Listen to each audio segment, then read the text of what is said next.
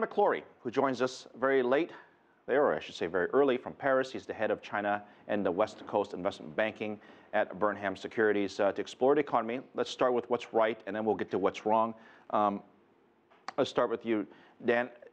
Do you think that the Chinese authorities have done the right thing when it comes to getting the economy moving along? I think they have. And it's, by the way, great to be with you tonight, Phil.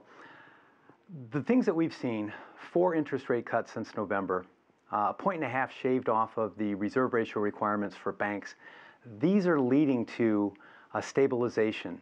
So we think that's having an effect. It's driving actually some increased infrastructure. But if we want to call all that the stimulus, we think it's going to good effect.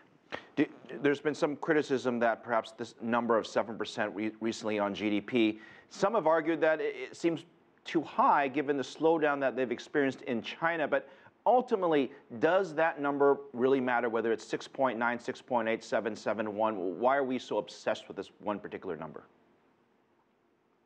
Well, and why are we so obsessed when it's such a large number to begin with? As we've said before, virtually every other country on the planet would celebrate 7% growth. And when it happens to China, it's a cause for great analysis and discussion.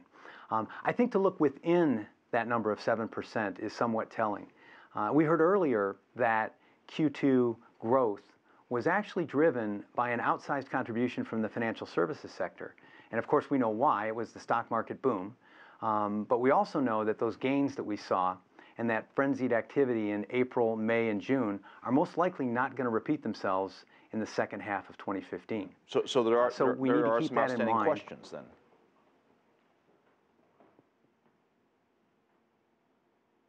Dan, I mean, I'm saying there are some outstanding questions that still remain then, is what you're saying.